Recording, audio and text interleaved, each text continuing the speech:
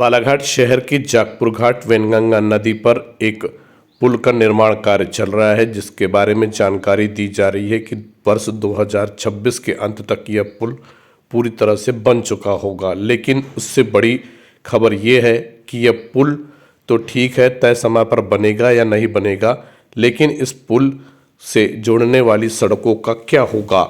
सबसे बड़ी परेशानी शहर के सेन चौराहा पॉलिटेक्निक कॉलेज रोड से होते हुए जागपुर घाट पहुंच रोड, तो दूसरी परेशानी पुल के उस तरफ जागपुर घाट रेंगाटोला गांव को जोड़ने वाली सड़कें हैं। तो तीसरी परेशानी ये है कि डेंजर रोड का क्या होगा। डेंजर रोड के लिए तो पैसा भी स्वीकृत हो चुका है।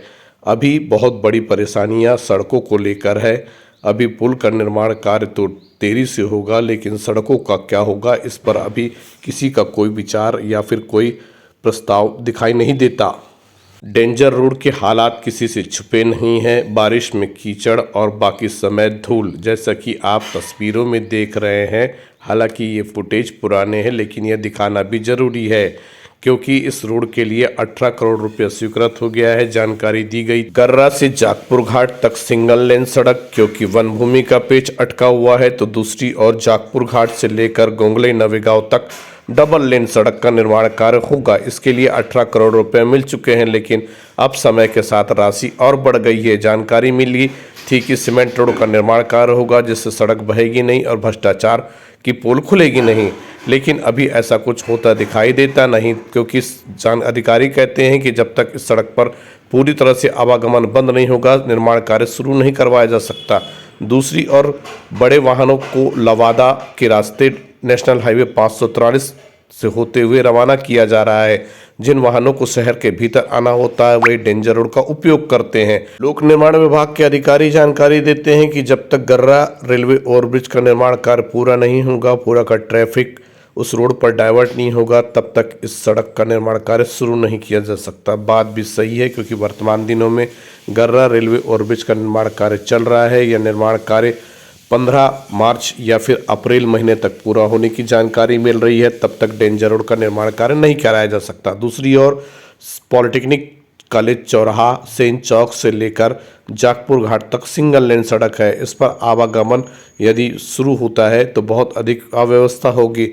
हालांकि पूर्व में जानकारी दी गई थी कि यह सड़क डबल लेन होगी, लेकिन इस पर अभी कोई प्रस्ताव नहीं आया है, बजट नहीं आया है। हालांकि जिला प्रशासन के अधिकारी इसके लिए लगातार प्रयासरत है, लेकिन इस और कोई काम नहीं हो रहा है। बड़ी खबर यही है कि जागपुर घाट पुल का निर्माण कार्य तो हो जाएगा, लेकिन सड़कों की कनेक्टिविटी समय पर तैयार नहीं हुई तो पुल का उपयोग कैसे किया जाएगा, यह बड़ी परेशानी हो सकती है और होने वाली है। क्योंकि यदि पुल का निर्माण कार्य पूरा भी हो गया और सड़कें नहीं बनी तो पुल का लाभ नहीं मिल पाएगा। इतनी बड़ी योजना, इतना अधिक पैसा खर्च करने का लाभ नहीं मिलेगा।